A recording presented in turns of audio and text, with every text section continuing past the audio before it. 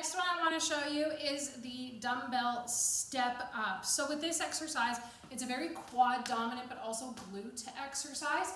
And just a few little key things that I want people to remember. First things first, when you're going up with the dumbbell step up, like this, you can hold either one dumbbell in your hand to get started, especially if you're struggling with balance, and you can use the other hand for a bit of balance.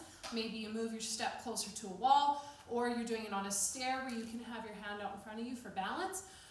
Then later on, as you get more confident with the exercise, then you can add a second weight or a dumbbell. You're going up. The most important thing to remember is your hip, knee, ankle alignment.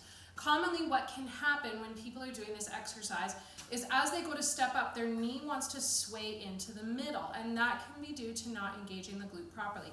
So you want to make sure you're engaging that glute to pull your knee straight so that your knee is right over top of your ankle so that you're not having any of this, which can cause discomfort. As you go up, you want to make sure that you're driving through the mid to heel of your foot, that I'm not driving through my toes. If I go and I drive through my toes, I'm going to be putting a lot of pressure on my knee, and that's where people will experience discomfort with this exercise, and they'll say that their knee hurts when they do it.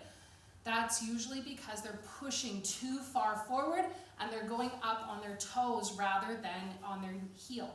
So you want to drive through your heel as you push up this exercise. One thing to also note is make sure whatever you're using as a step, whether it's a bench, a stair, or whatever you can find, that your whole foot fits on it, that I'm not stepping up like this or anything like that. My whole foot can be on it. Holding the weight with the exercise, I want to make sure that I drive through my heel and engage this quad muscle. So I come up, all the way up to standing.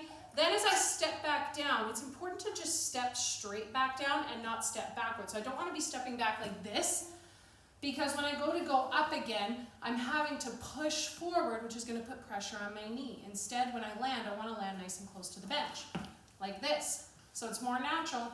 As I go to step up, I'm just stepping straight up, then I come back down. And as you saw, with my opposite foot, I touch the bench with it. That just helps me keep balance for when I come back down, so I'm not flopping all over the place. Next thing that you want to remember is this exercise. It's just as important to take your time and go up properly as it does coming down. So what I don't want to see is you come up nice and controlled, but then you just flop down. I'm not using any engagement in my muscles whatsoever as I come back down, and it's possible that I could injure myself by coming down too quickly. Nice and controlled up. Then part of the exercise is I stay controlled as I come back down, and I touch down softly. So you don't want to be coming down too quickly. I want to take my time coming back down. Hope those little tips help with your step ups. If you have any questions, post them in the comments.